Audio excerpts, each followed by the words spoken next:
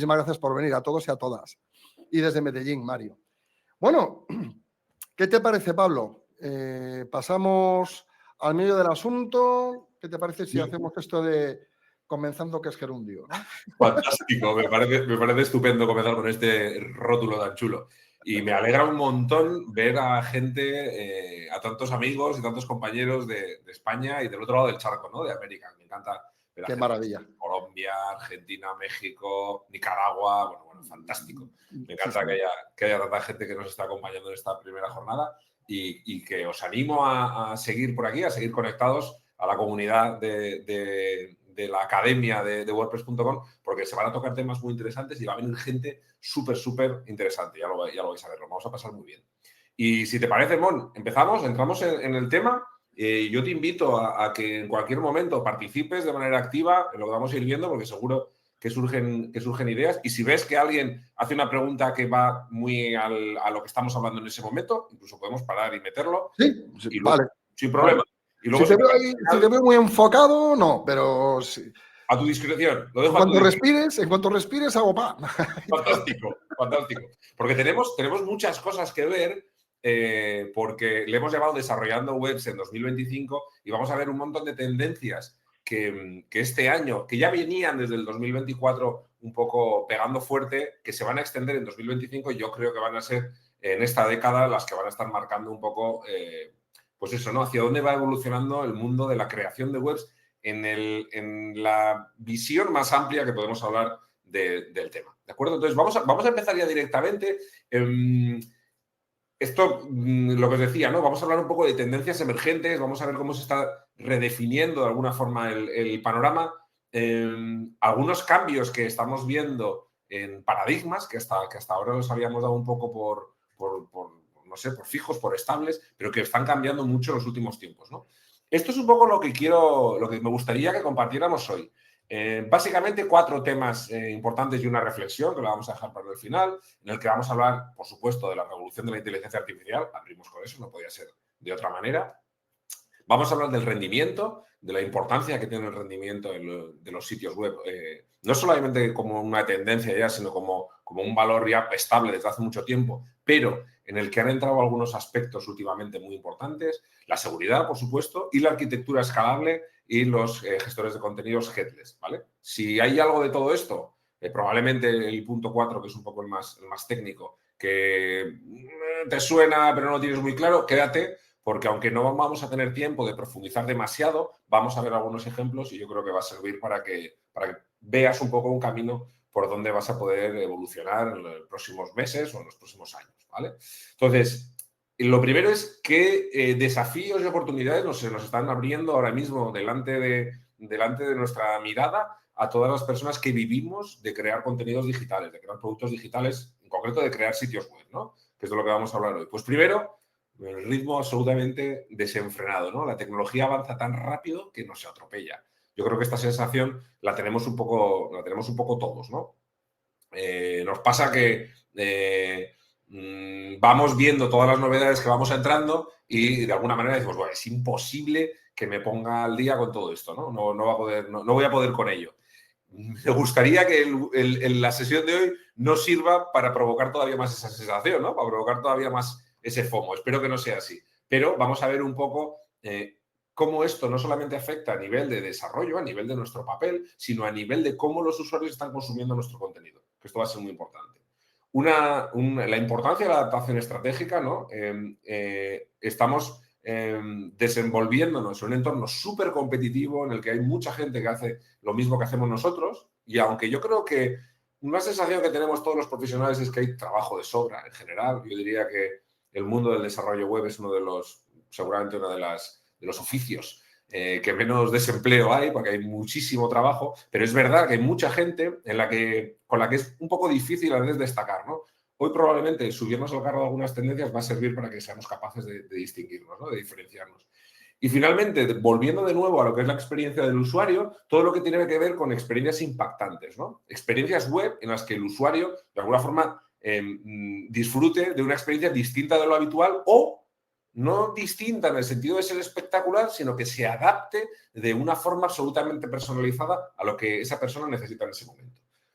Vamos a entrar ya directamente en el grano, ¿vale? Para que no nos coma el tiempo. Y vamos a empezar hablando, por supuesto, de la aplicación de la IA, de la inteligencia artificial en el desarrollo web, ¿no? Y vamos a ver que va a tocar fundamentalmente, o nos va a afectar fundamentalmente en tres partes, ¿no? En todo lo que tiene que ver con la automatización de tareas repetitivas, liberándonos a los profesionales de una carga cognitiva muy importante que nos va a permitir centrarnos en las cosas que son más creativas, ¿no? Las cosas en las que podemos aportar más y en las que todavía la inteligencia artificial no está dando el mejor de los resultados, o en el que todavía somos superiores, no sé durante cuánto tiempo, a nivel de optimización del funcionamiento de nuestros sitios y a nivel de personalización, donde vamos a ver una cosa que yo creo que os va a gustar mucho, de la que he hablado recientemente en una WordCamp. Y vamos, como os decía, la idea es que podamos verlo con ejemplos, ¿no? Entonces, yo creo que una de las cosas a nivel de desarrollo que ha cambiado mucho en el último año y que ahora se está extendiendo su uso, de alguna manera, es la asistencia en programación como la que nos brinda, por ejemplo, el caso de Copilot dentro de GitHub, ¿no? GitHub Copilot es una herramienta de autocompletado de código basada en inteligencia artificial que está desarrollada por la gente de GitHub en colaboración con la gente de OpenAI. OpenAI es el equipo o la empresa que desarrolla ChatGPT, ¿no? Para que nos hagamos una idea de con quién estamos jugándonos los cuartos. Por si hay algún despistado que le suene GitHub pero que no tenga muy claro lo que es una plataforma de desarrollo colaborativo basada en la nube, en cloud, que permite a los desarrolladores almacenar, gestionar, compartir código utilizando Git, que es un sistema de control de versiones, ¿no? Copilot se ha integrado aquí y utiliza el modelo de lenguaje Codex para sugerir pues, líneas completas de código, funciones, bloques enteros de programas, scripts en tiempo real mientras estás programando, ¿no? Y se integra con editores como, por ejemplo, Visual Studio Code, JetBrains, NeoBeam, bueno, pues los editores más habituales, ¿no? Como os decía, tiene muchas funcionalidades muy interesantes, como sugerencias de código en tiempo real, es compatible con un montón de lenguajes, JavaScript, Python, TypeScript, PHP, Ruby, no sé, lo más habitual, ¿no? Cuando estamos creando sitios web o productos digitales. Es capaz de generar funciones, tiene autocompletado contextual. Para mí hay una cosa muy interesante que es que es un defecto muchas veces, ¿no? de algunos productos en los que el código no está comentado. Bueno, pues si quieres, te ayuda también en el comentado del código, ¿no? Es decir, ya no tienes por qué preocuparte en que tus comentarios sean lo suficientemente descriptivos porque te da pereza, ¿no? Nos pasa mucho que estás escribiendo código y dices, bueno, pues esto ya lo documentaré, yo lo documentaré después, ¿no? Pues Copilot puede ayudarte con esto. Es de pago la función de Copilot, aunque GitHub ofrece planes gratuitos para estudiantes y para proyectos open source, así que bueno, se puede tirar de ello muy bien. Esto es un poco una idea para que veáis una captura de pantalla simplemente de la propia demo de GitHub, donde puedes ver un poco pues, la ventana de experiencia con inteligencia artificial que hay a la derecha. A la izquierda estarías viendo la ventana de edición de código y a la derecha la experiencia Copilot, ¿vale? Bueno, muy interesante, ¿no? Yo creo que está cambiando la forma en la que están los desarrolladores trabajando con código. Vamos a encontrarnos productos parecidos, derivados de todo esto, pero a nivel más de automatización, ¿no? Como por ejemplo el caso de Sync.io, que es una plataforma de seguridad para desarrolladores que te ayuda a identificar y a corregir vulnerabilidades en dependencias de código, en contenedores, en infraestructuras. Se integran muy bien de nuevo con GitHub, pero también con GitLab, con Bitbucket, con Visual Studio Code, con Docker, con Kubernetes, bueno, prácticamente con los mayores frameworks de desarrollo, ¿no? Como os decía, está muy enfocado al escaneo de vulnerabilidades y esto es muy interesante, a la corrección automática y a los parches, ¿vale? Nos ayuda a generar parches de manera automatizada y luego pues a monitorizar también incluso la evolución que tiene el código en nuestros productos, ¿no? Es muy útil para equipos de desarrollo que quieren mantener la seguridad sin ralentizar el proceso de entrega de software, ¿no? Que esa carga de la seguridad no afecte a los procesos de entrega, con lo cual, bueno, yo creo que es muy, muy interesante. Es esta herramienta, es esta plataforma, Sync. Bueno, podéis probarlo si queréis, tienen ahí programas de pricing bastante interesantes y yo creo que es una manera de, como os decía al principio, de descargar parte de la carga cognitiva que supone procesos un poco más farragosos o más pesados en la inteligencia artificial. Y un producto del que yo tengo que decir que estoy muy enamorado, me encanta, que es Studio, ¿no? Studio es la solución que ha creado el equipo de WordPress.com para desarrollo de WordPress en local.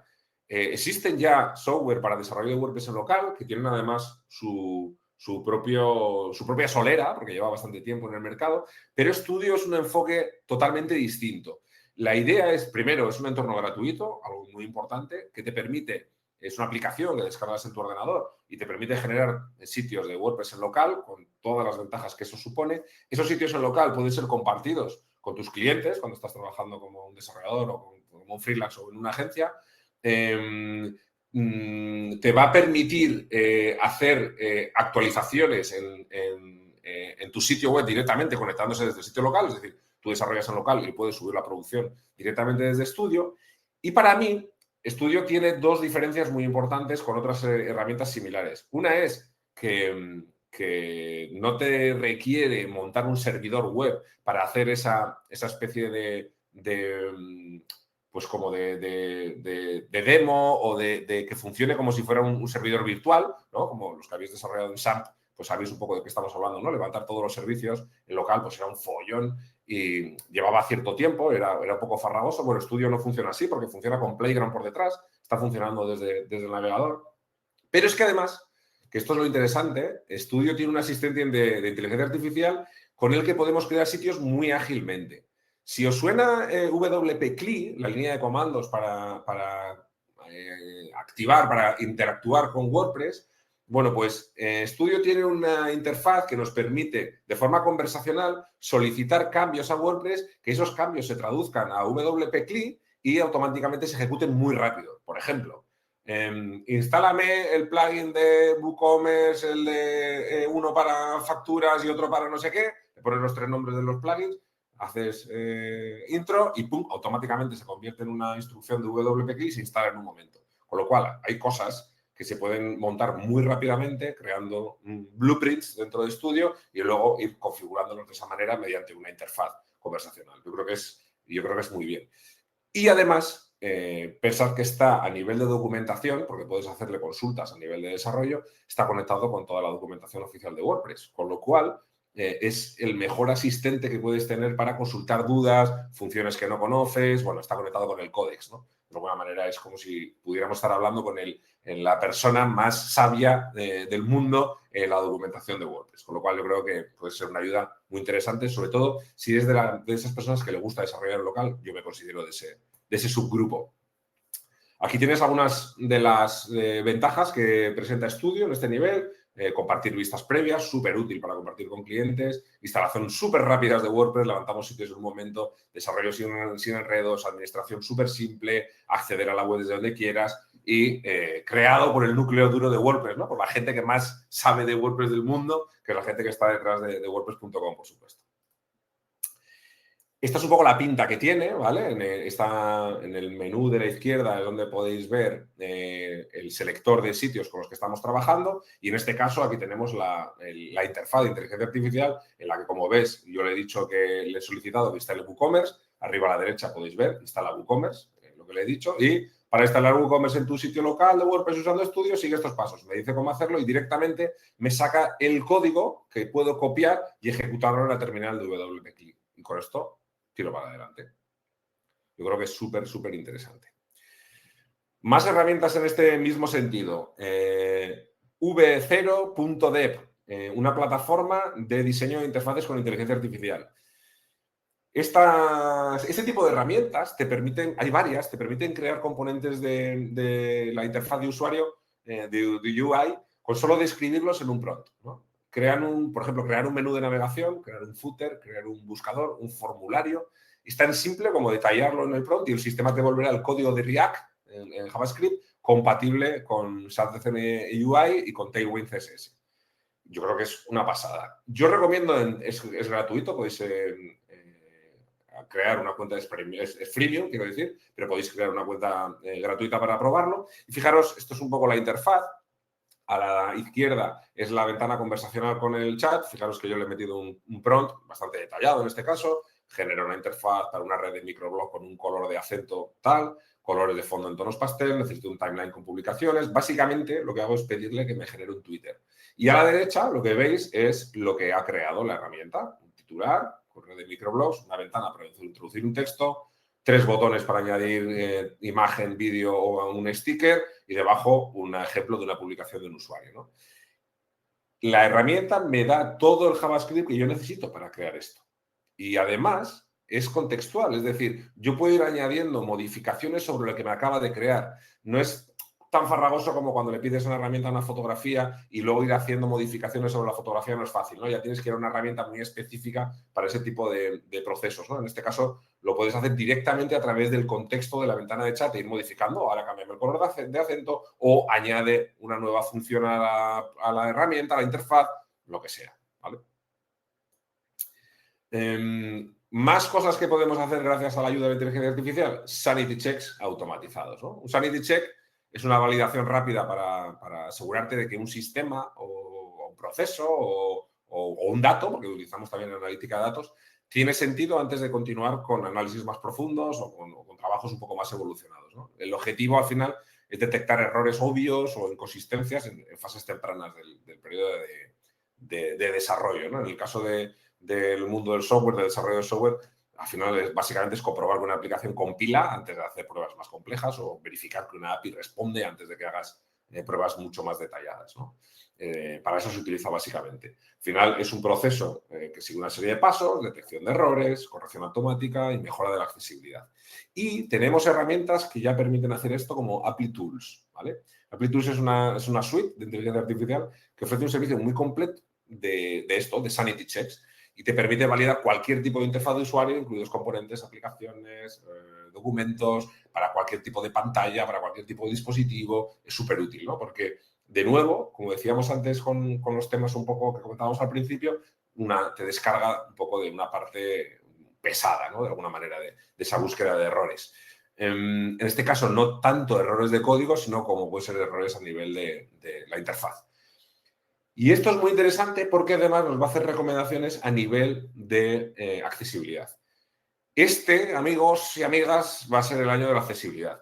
Concretamente en Europa, pero como estamos viendo, y luego vamos a comentar en el mundo de la privacidad, Europa ha sido un poco punta de lanza y ya tenemos muchos países de América, de Norteamérica, de Latinoamérica, de Oceanía, que se están sumando un poco a ese respeto por la privacidad de los usuarios. Yo intuyo que a nivel de accesibilidad va a pasar algo parecido. El Acta Europea de Accesibilidad, que va a entrar en vigor este año 2025 y que todos los desarrolladores web deberíais conocer, está enfocada a ayudar a mejorar la accesibilidad en determinados sitios que son muy importantes para la ciudadanía. Antes era solamente para sitios de primera necesidad, como podían ser, pues no sé, bancos, líneas aéreas, por supuesto, páginas gubernamentales, pero eso se va a ampliar.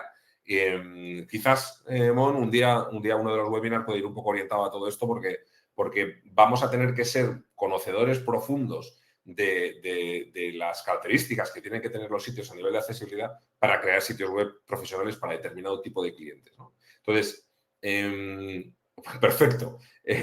Como esto afecta a todos los desarrolladores web que trabajan en Europa o para clientes europeos, pues tendremos que profundizar. Y estas herramientas que estábamos comentando nos van a ayudar a trabajar un poco en todo esto.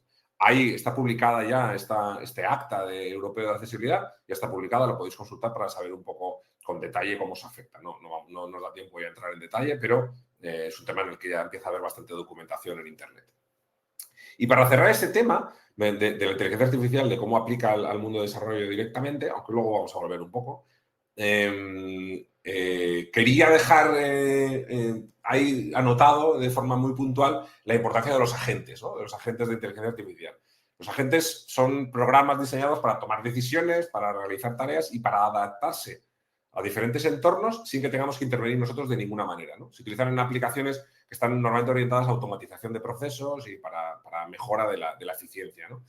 Normalmente se utilizan para automatizar tareas muy repetitivas, como en el caso de chatbots o sistemas de recomendación, seguro que suenan los sistemas de Netflix o de Spotify, pero también en procesamiento de documentos y correos, en la toma de decisiones y análisis de datos, como por ejemplo en agentes financieros para predecir inversiones.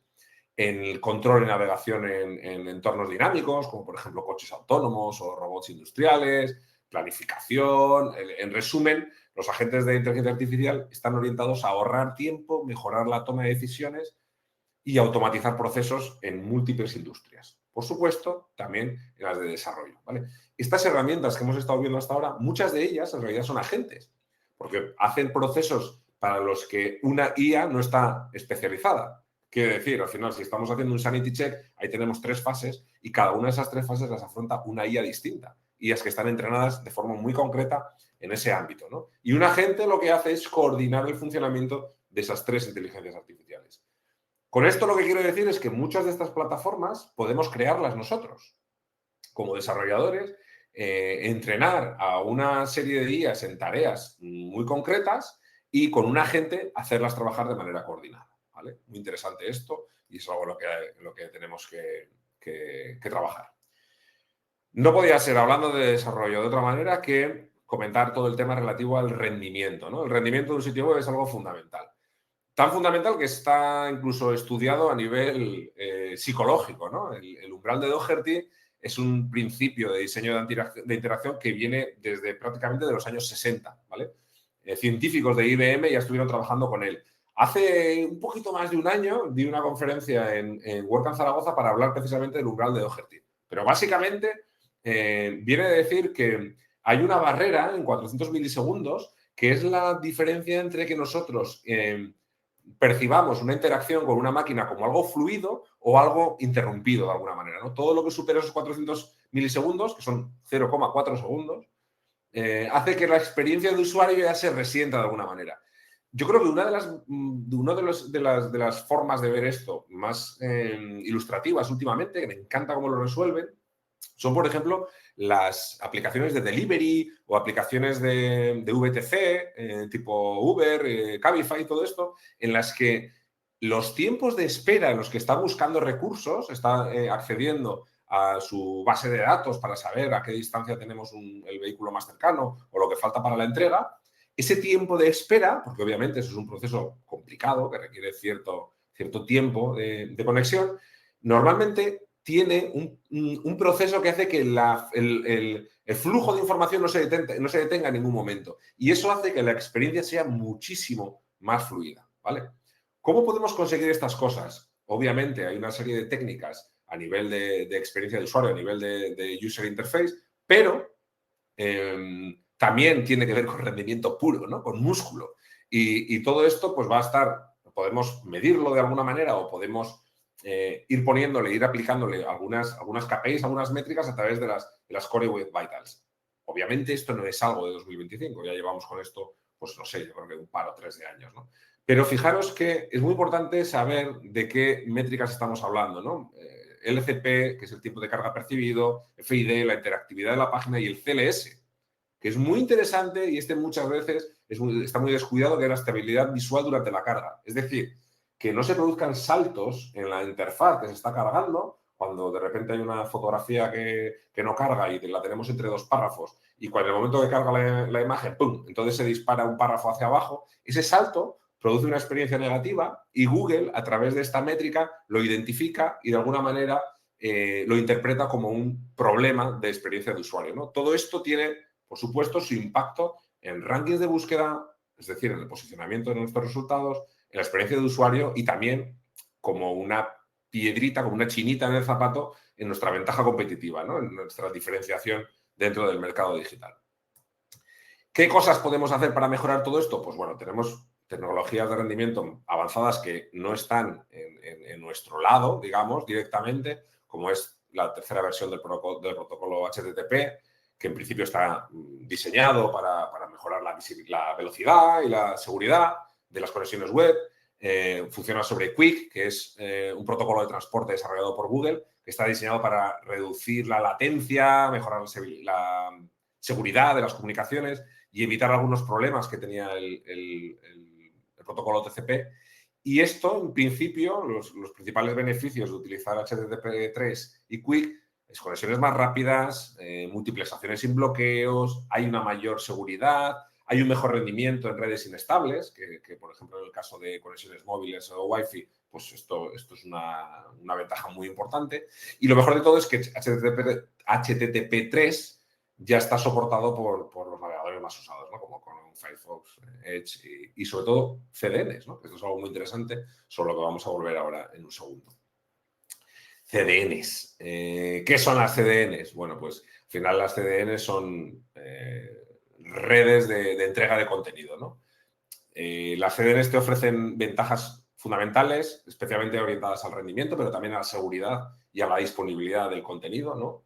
Hay reducción de latencia, se distribuye el contenido desde servidores más cercanos al usuario y eso hace que se minimicen los tiempos de carga. Tenemos además optimizaciones a nivel de caché muy interesantes, compresión, minificación del código, por supuesto compatibilidad, como decía hace un momento, con HTTP3.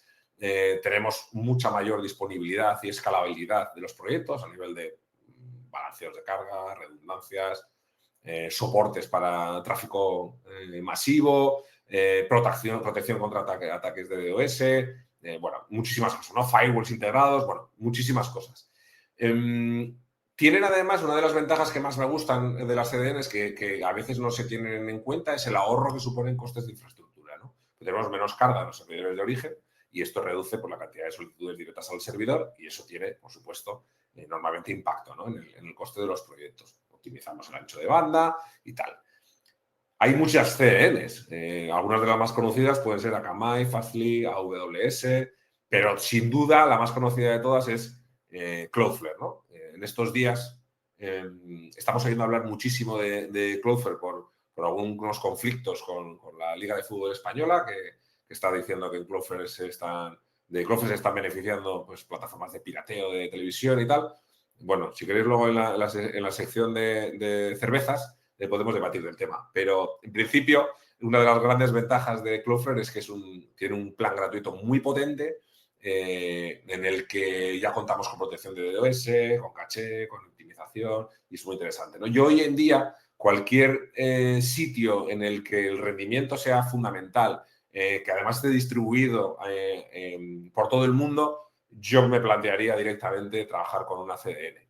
Puede ser Cloudflare, pero no tiene por qué ser. Es decir, hay otro tipo de CDNs. En el caso, por ejemplo, de WordPress.com, tienes la posibilidad de trabajar con la CDN de Cloudflare, pero no necesariamente. Tenemos también nuestra propia CDN con la que podéis trabajar si por algún motivo, por ejemplo, esto que estábamos hablando ahora del conflicto con la liga, pues nos resulta interesante.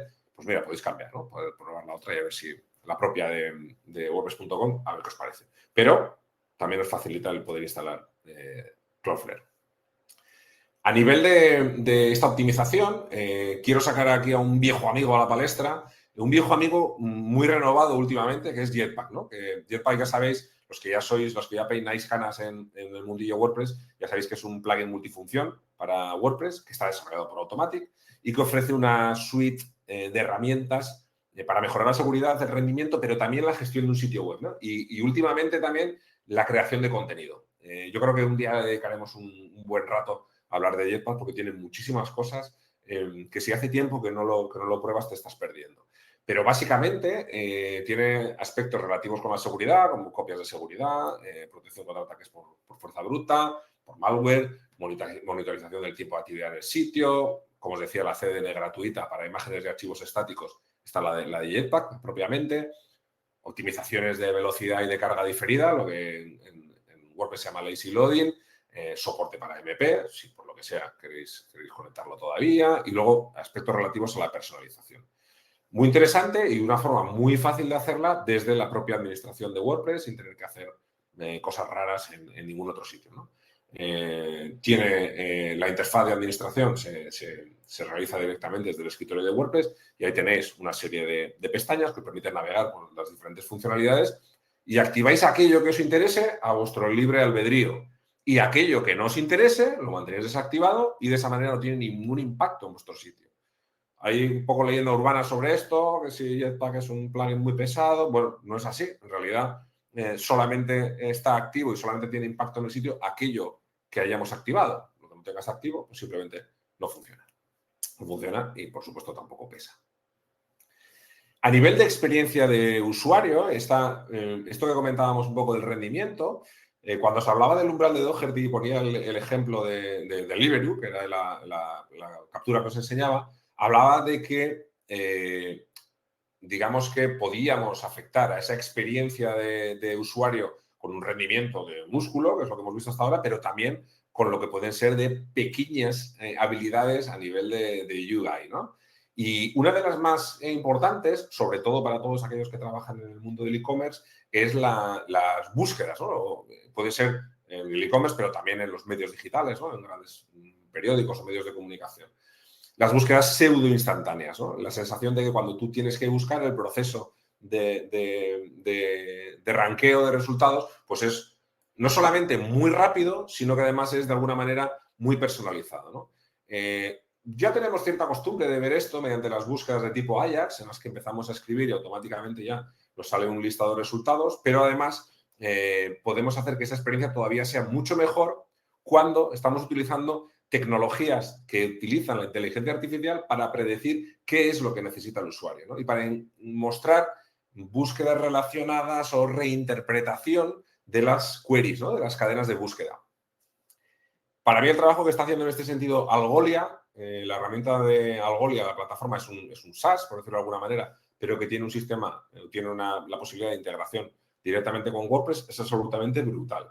En Algolia lo que tenemos es esto, ¿no? Es un módulo que lo que hace es una analítica de la experiencia del usuario y a partir de los datos que se recogen en esa analítica se envían a una inteligencia artificial que hace una inferencia de las necesidades del usuario y la aplica a los resultados de búsqueda. Con lo cual va a crear relaciones mucho más avanzadas que las que nosotros podemos predecir, o más que predecir, programar a nivel de upsells, cross-sells y todo este tipo de técnicas, un poco de crecimiento, de técnicas de growth o de técnicas de marketing. Esto va un paso más allá porque no estamos preprogramando el comportamiento, sino que es un comportamiento que está siendo analizado en tiempo real y tomando decisiones en tiempo real.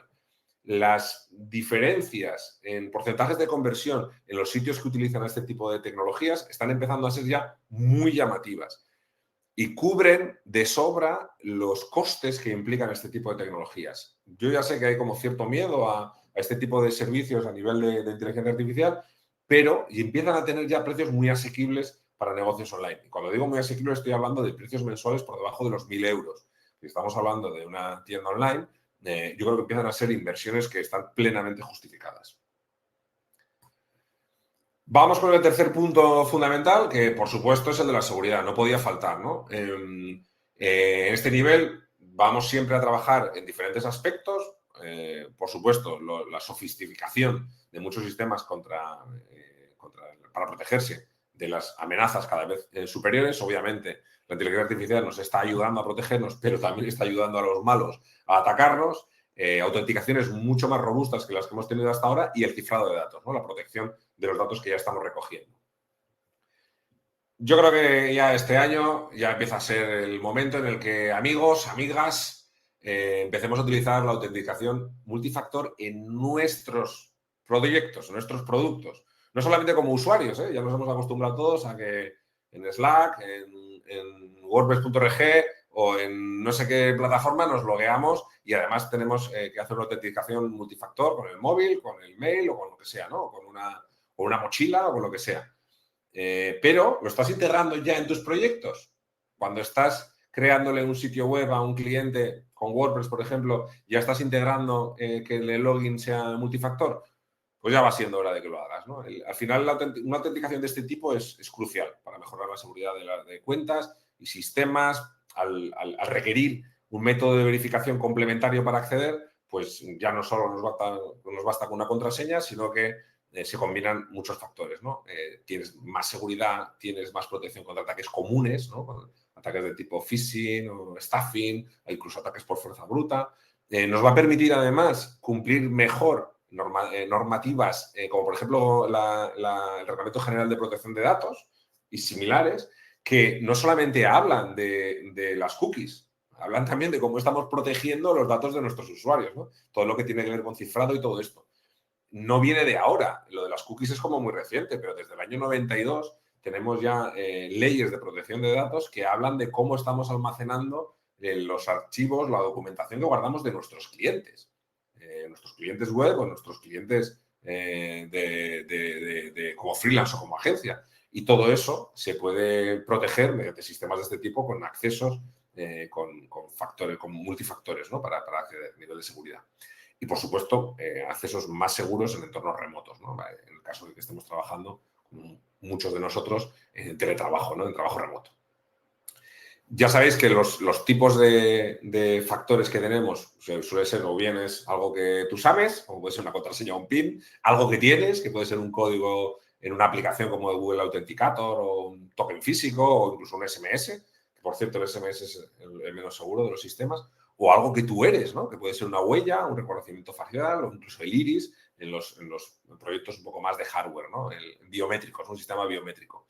Al final, son procedimientos que hoy en día son muy fáciles de integrar, están muy cerca, pero todavía como que no tenemos esa costumbre. Pues yo os invito a que este año para vosotros sea el reto en el que cada vez que tengáis un sistema en el que tiene que loguearse un usuario, tengáis un MFA, un factor de este tipo secundario para ayudar a proteger la seguridad, ¿no? La IA, en este sentido, nos va a estar apoyando de nuevo muy fuerte, ¿no? Detección de vulnerabilidades en tiempo real, análisis predictivo de esas vulnerabilidades y respuesta automática, por supuesto. En este ámbito, que es de estas cosas que estamos contando ahora, hay que tener en mente un poco una tendencia que es la arquitectura Zero Trust, ¿no? Que es un modelo de seguridad que está basado en un principio que es el de nunca confiar, siempre verificar, ¿no? O a mí me gusta decir, no me fío ni de mi madre, ¿no? En lugar de asumir que los usuarios o los dispositivos dentro de tu red son confiables, esta arquitectura te exige una autenticación o autorización continua para cada acceso. Es un peñazo, pero hace que haya menos riesgos, ¿no? Al final, como os digo, es verificación continua, que los usuarios tengan el menor privilegio que requieran a nivel web, recordar. Y esto es un debate interesante, ¿no? ¿Es necesario que el dueño del sitio tenga un usuario administrador?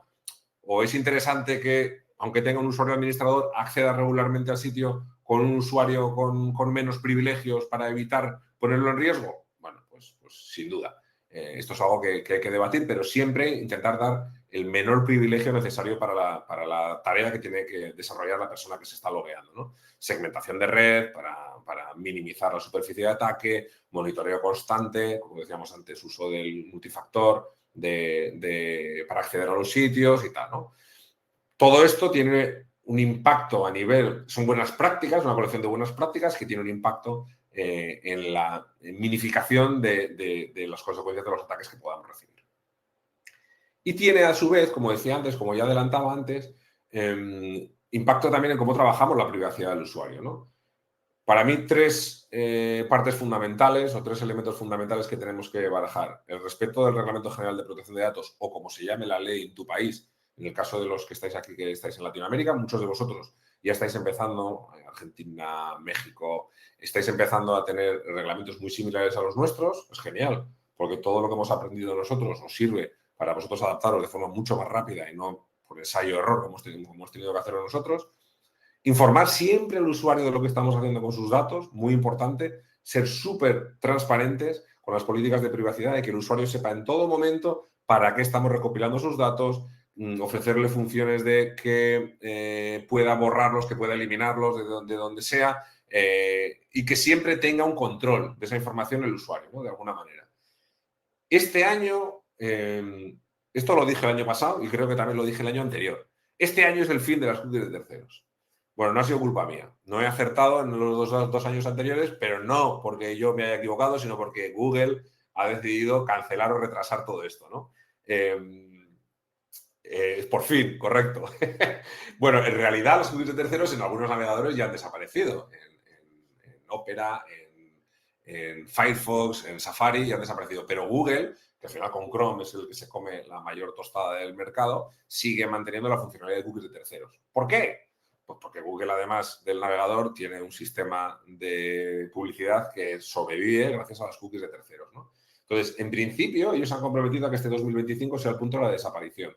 Están desarrollando tecnologías alternativas, si eres de marketing esto te interesa, para no tener que prescindir de toda la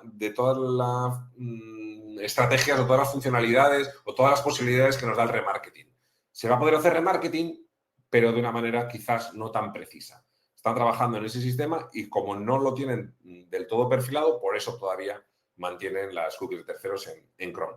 Pero esto va a cambiar de alguna manera. Cuando esto desaparezca va a haber un nuevo paradigma que se va a desarrollar. Hay muchas vertientes, hay muchas posibilidades de trabajar con esto. Va a volver mucho la publicidad contextual, en la que en vez de estar segmentada por el usuario que está consumiendo, va a estar segmentada por el contenido en el que esa publicidad está apareciendo. Pensad en los banners. Ahora tú puedes estar viendo banners de hosting cuando estás visitando una web de dietética y nutrición.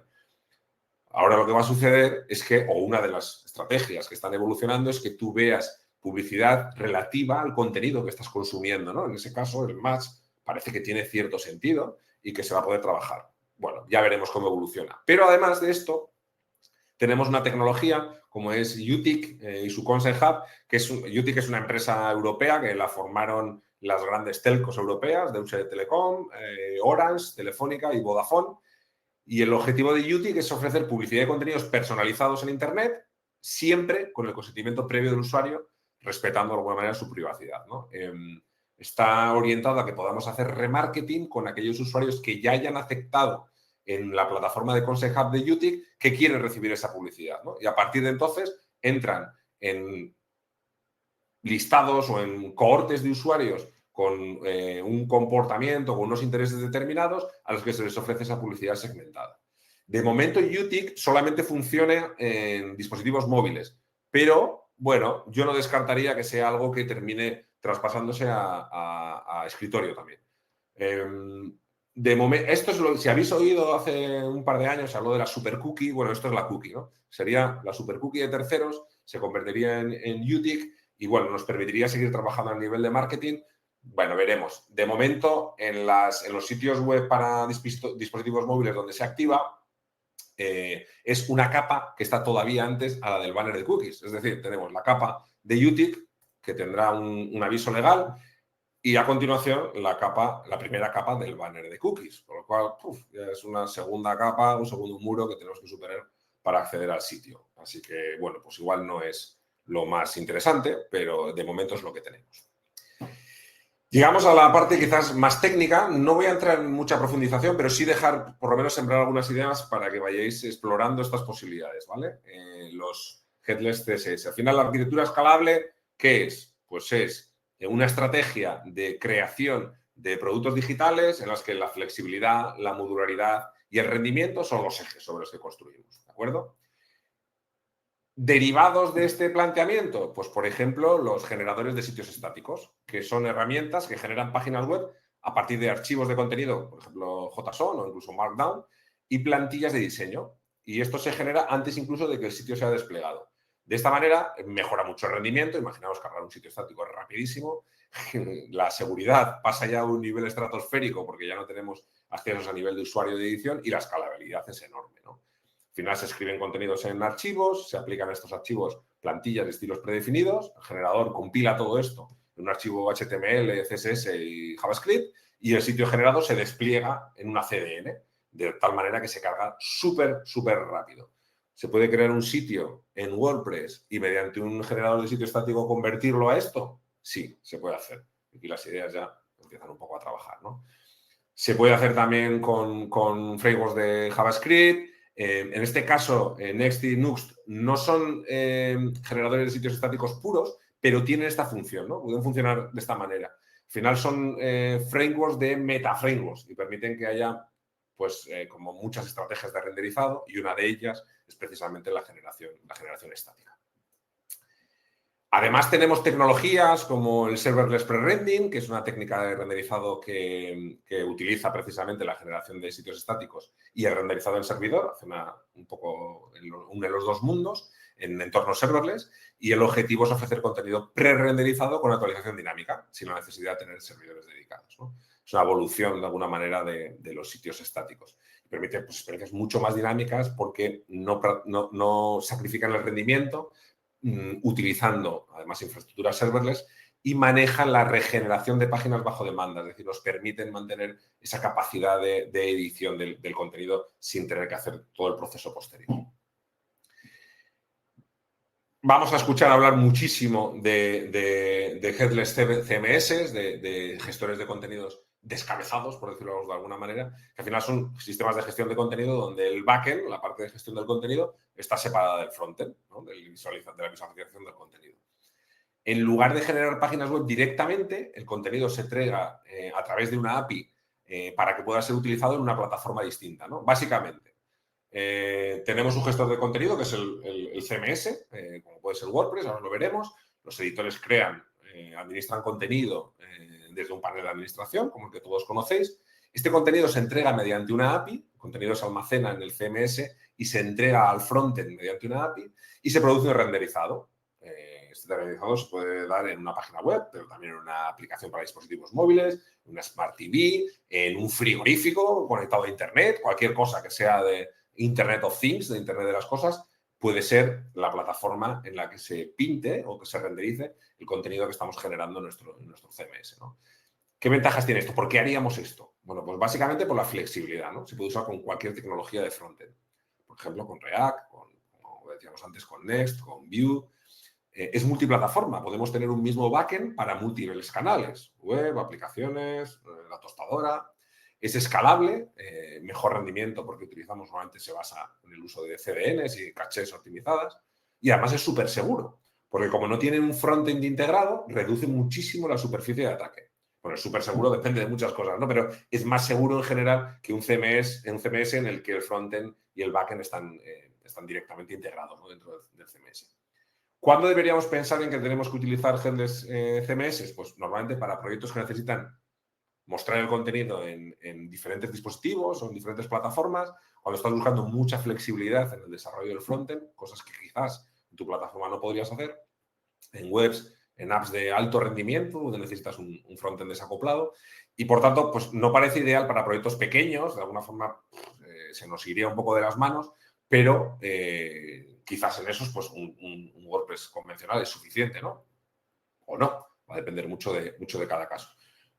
Por supuesto, WordPress permite utilizar ese tipo de tecnología. Utilizaríamos WordPress para la gestión del contenido.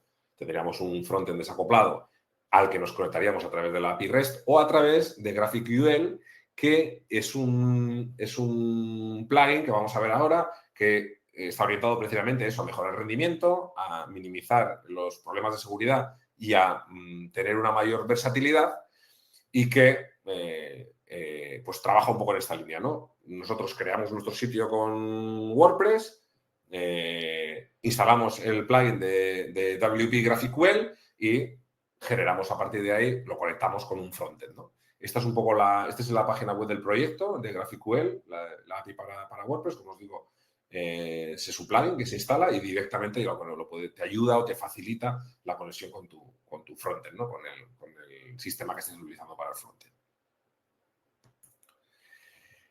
Recapitulando de alguna manera el futuro del desarrollo web, vamos a ver que el futuro en realidad ya es el presente. Estamos viendo casos de utilización de todo este tipo de tecnologías que hemos estado hablando, especialmente en e-commerce. ¿Por qué? Siempre se aplica todo esto directamente al e-commerce porque normalmente es digamos que el modelo de negocio por excelencia en el que las inversiones enseguida traen beneficios, ¿no?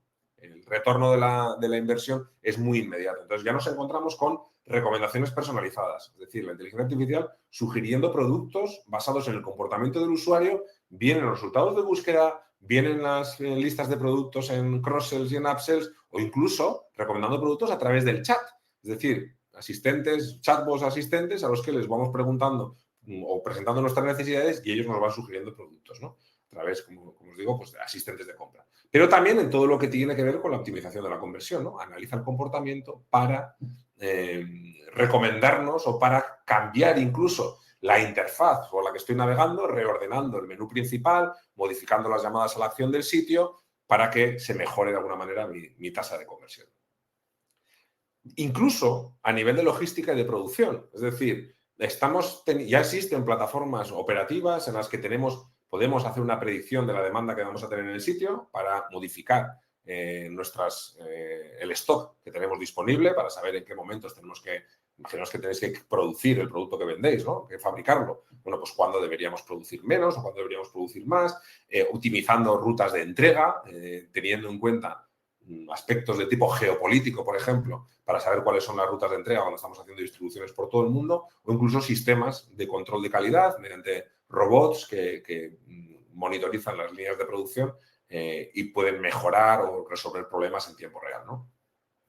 Y un último apartado, que es el de los medios digitales, que son uno de los sitios donde más están aprovechando la arquitectura headless que comentábamos antes, ¿no? Porque normalmente tienen una distribución de contenidos muy omnicanal, pensad en cualquier diario digital, por ejemplo, requieren una actualización de contenido súper rápida, no sé, pensad en un periódico Prensa Deportiva esta noche cuando la Real Sociedad le gane al Real Madrid en la Copa del Rey, pues tendrán que actualizarlo en todos los medios digitales. Y, por supuesto, lo que os comentaba antes de una experiencia personalizada, ¿no? ¿Qué tipo de contenidos son los que a mí me suelen gustar? Pues esos contenidos tendrán más presencia en el sitio. Todo esto está pasando ya, ¿vale? El futuro es ahora.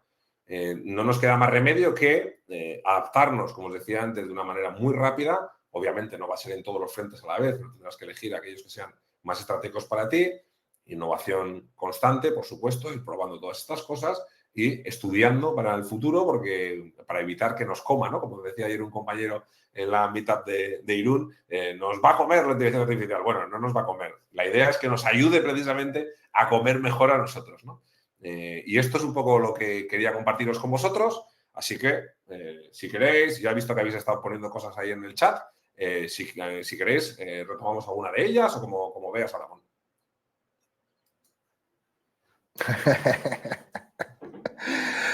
Jolín, yo ya no sé ni por dónde empezar, pero bueno, hay algo que sí vamos a hacer durante los siguientes minutos, que es saber un poquito más de ti, aunque sea durante unos minutitos, para que la gente sepa, oye, pero ¿quién es Pablo, no?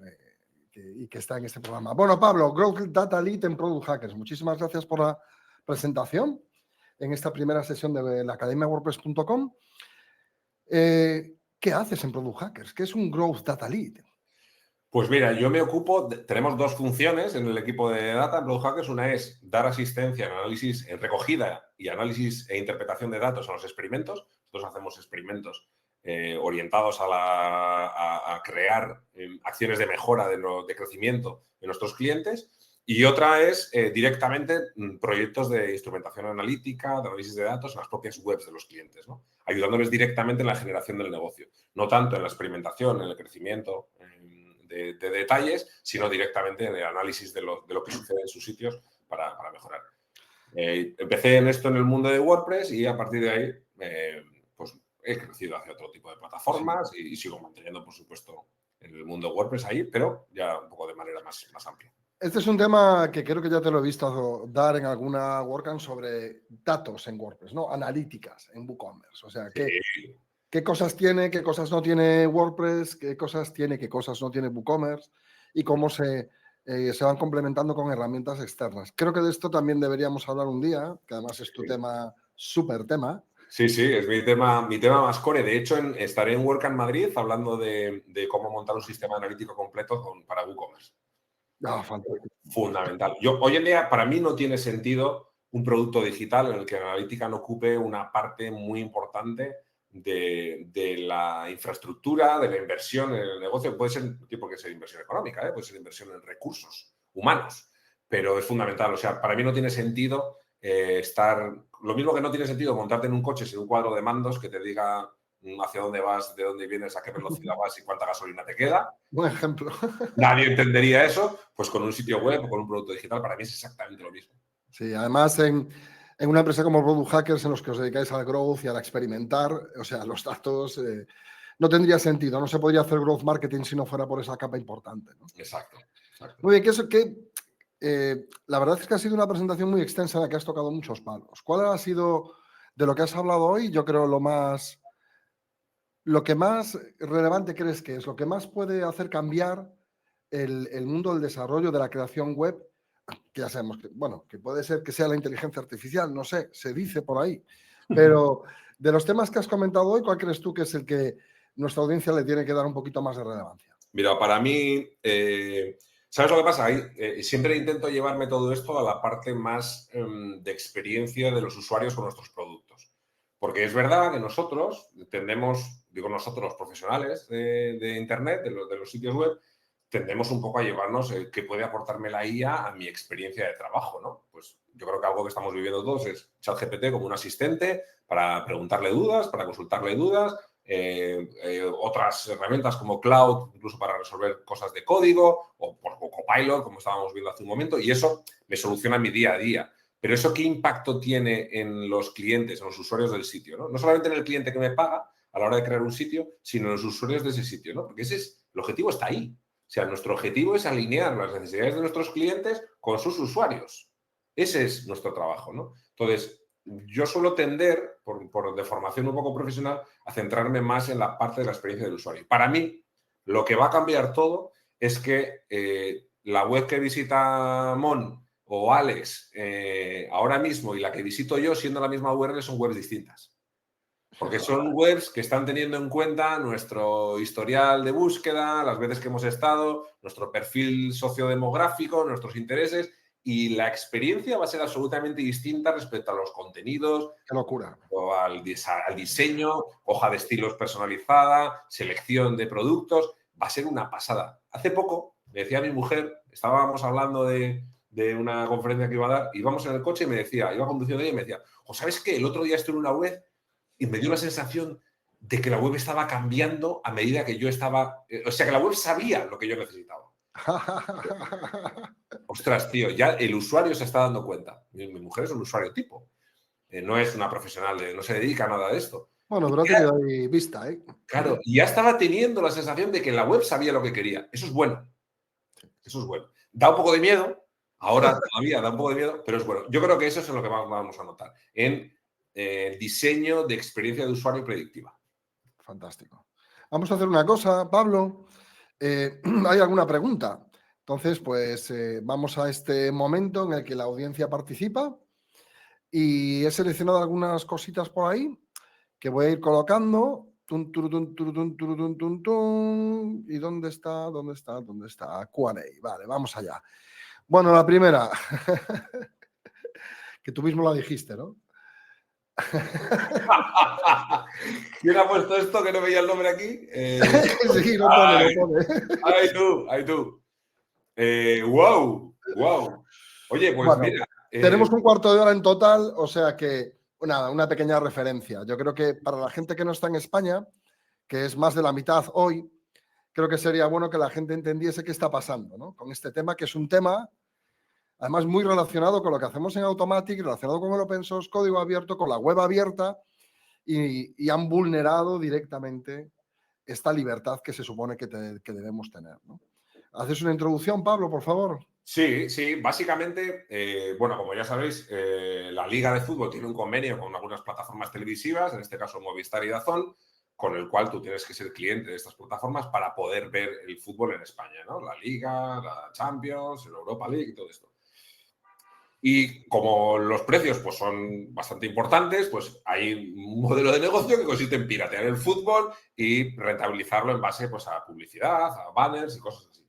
Esas plataformas se hospedan en servidores en los que van mutando de IP a medida que les van cerrando el sitio, porque es bastante fácil. En España hay leyes que permiten que se vayan bloqueando esos sitios, pero una de las... Claro, es tan rápido generar una copia del sitio en otro servidor muy rápidamente que no puedes luchar contra eso.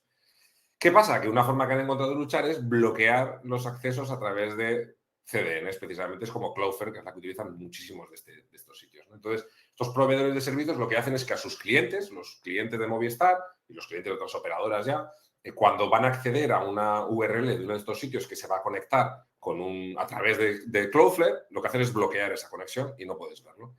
¿Qué pasa? Que es que Cloudflare no solamente lo utilizan estas redes de pirateo, sino también negocios reales, sitios reales, ¿no? Y estos días en Twitter hemos visto mucha gente quejándose de, ostras, que es que los clientes no pueden entrar. ¿Qué es eso? ¿Y qué hacemos? Pues no lo sé lo que podemos hacer. Esto es como si hay un laboratorio de droga en una ciudad y entonces para frenar la elaboración cortan la electricidad a toda la ciudad. Y ala, pues algo así.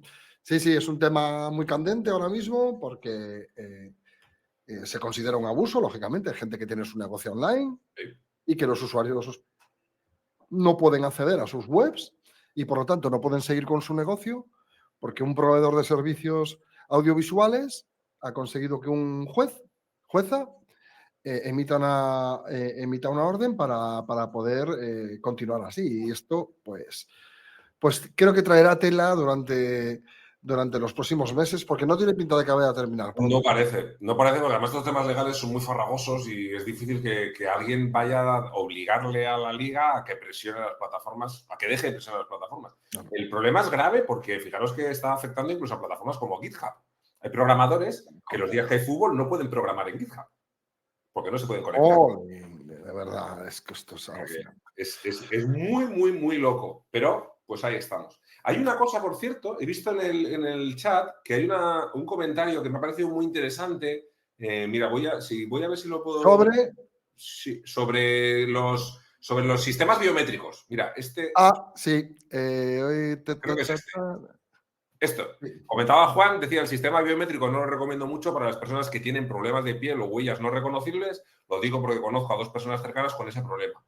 Y tiene mucha razón en lo que está diciendo, pero pensad que cuando hablamos de biométrico no hablamos solamente de la huella digital, ¿vale? Hablamos también, por ejemplo, del reconocimiento facial, ¿vale? Que parece una tecnología misión imposible. Bueno, lo tienes en el iPhone, ¿vale? Sí, Hay muchos teléfonos Android, muchos smartphones con Android, tienen ese tipo de reconocimiento biométrico, ¿vale? Que en algunos casos hay tecnologías con el iris, hay de todo. Yo ya sé que todas estas cosas parecen como muy avanzadas, pero están muy cerca, ¿eh? Quiero decir que quizás en el mundo web no tiene tanto sentido, pero en el desarrollo de aplicaciones digitales, como por ejemplo control de accesos, yo tengo un cliente que trabaja en control de accesos, lo hace con el iris, no estamos hablando de la NASA ni nada de eso. Utiliza como además un método de fichaje laboral, ¿no? Son sistemas que tienen mucho sentido. Pero sí, es verdad que el tema de huella digital y tal puede generar problemas en muchos casos. Sí. Allá vamos. Vamos con Joaquín, que en cuanto nombraste estudio, había 3 o 4 personas que no lo conocían y, bueno, pues tiene sentido, ¿no? Claro, estudio, bueno, una de las primeras herramientas que hubo es Local de Flywheel, ¿verdad? Esta es la más común, además, pero Automatic y desde WordPress.com hemos sacado estudio.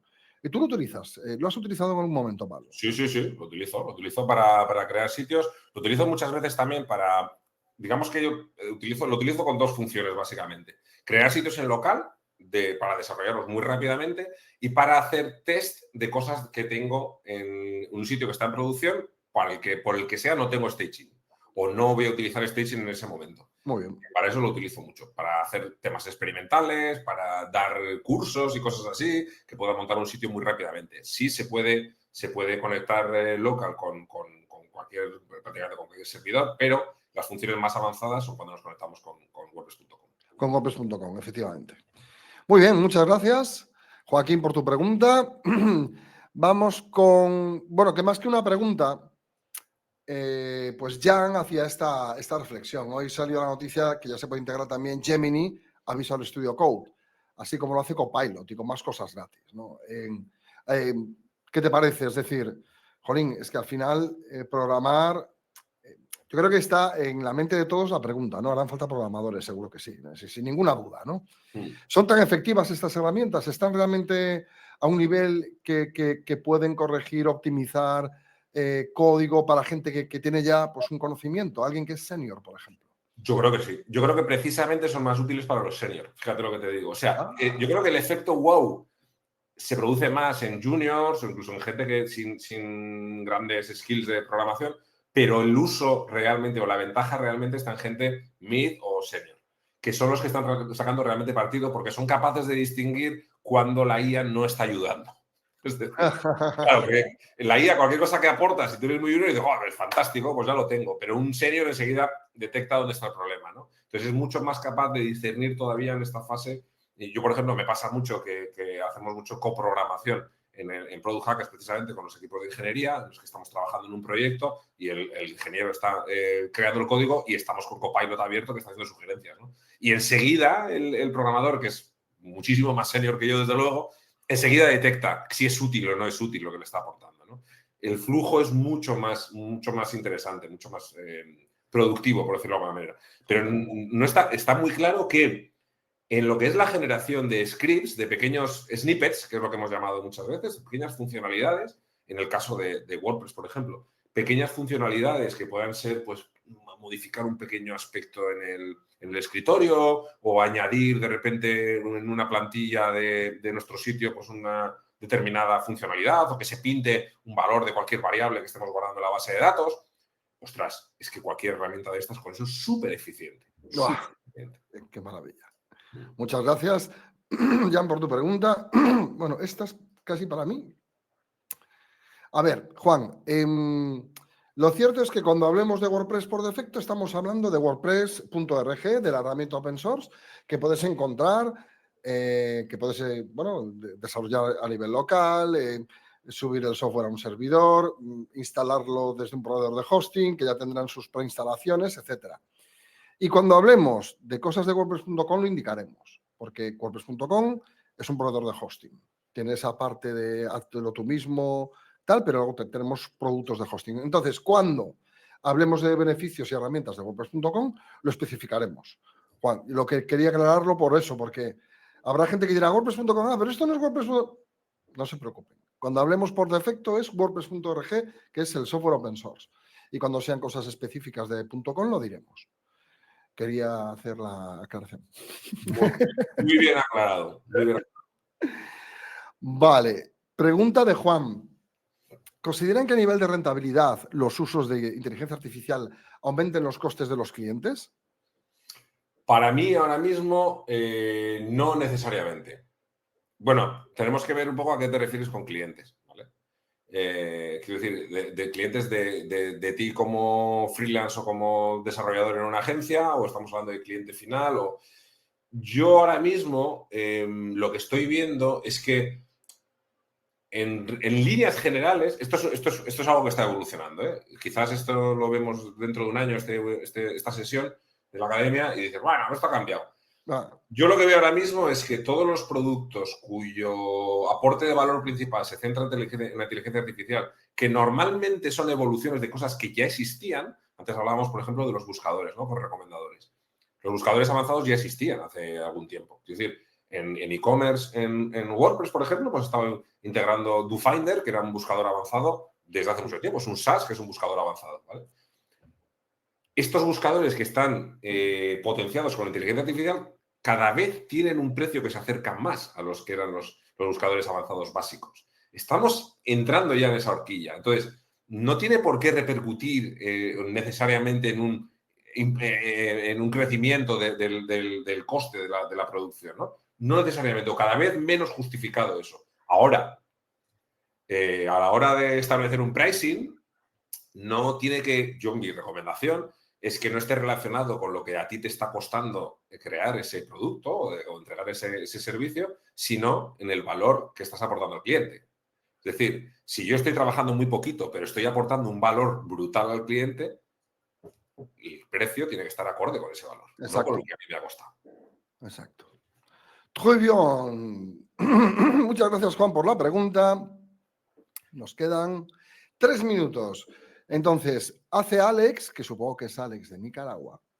WordPress, cuando hablabas de Headless, WordPress más Astro.js más GraphQL es una muy buena opción para Headless. ¿Hay alguna otra que tú conozcas? ¿Esta es la más común?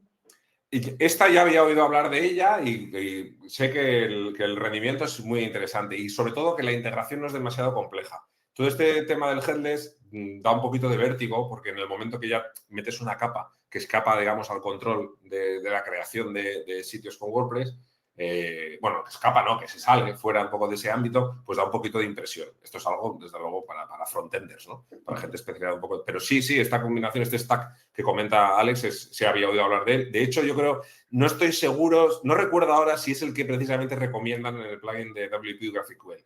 Es posible que yo recomiende trabajar con Astro.js. Fantástico. Muchas gracias, Alex, por tu aportación. Y una última de Jan. ¿Existe alguna cifra de sitios que estén usando WordPress como headless? ¿Tenemos alguna estadística por ahí? Yo no la conozco porque yo creo, no estoy seguro, pero es probable que al estar desconectados del backend, herramientas como BuildWith y todas estas no sean capaces de identificar si el sitio ha sido creado con WordPress. No lo sé, no sé, pero sería, mira, esto es un bonito proyecto para montar una agente con IA que haga un escaneo de todos estos sitios en Internet y sea capaz de identificarlo. Porque supongo que habrá de cambiar el modo de identificación, habrá de cambiarlo. No sé si alguno de vosotros ha probado alguna vez a estas herramientas de con qué CMS está generado este sitio. Meter un sitio que sea un headless, un WordPress headless, y ver si te dice si es un WordPress lo que está por detrás. Aunque claro, un sitio con WordPress headless es un WordPress. No lo sé. Bueno, si el backend ya, bueno, claro. Claro. Es verdad. Claro, ¿cómo lo catalogas, no? Bueno, Claro, es que como el backend es. Vale, puede claro, ser. es que es muy híbrido, muy híbrido. Bueno, muchísimas gracias. Gracias a todos ustedes por venir y por haber estado hoy en la primera sesión de Academia WordPress. Ha sido un honor. Llevamos un cuánto tiempo, ¿no? Un tiempo preparando esto y bueno, pues sigan atentos a sus emails que recibirán información de las siguientes sesiones y un boletín de noticias, yo creo que ya el viernes o algo así. El primero también, todo es primero, todos estamos estrenándolo todo. O sea que son ustedes testigos de algo muy chulo que estamos trabajando desde hace tiempo. Pablo, muchísimas gracias. Placer, muchas gracias a ti. Encantado de venir a una de estas sesiones. Además, eso, nos vamos a ver en el siguiente. Y nada, a ustedes, muchas gracias por venir y recibirán un email con un enlace para que puedan verlo las veces que quieran. Muchísimas gracias, Juan, Josué, Jan, Julio César, Laura. Muchísimas gracias. Nos vemos en el siguiente. Chao. Chao, chao, chao, chao, chao.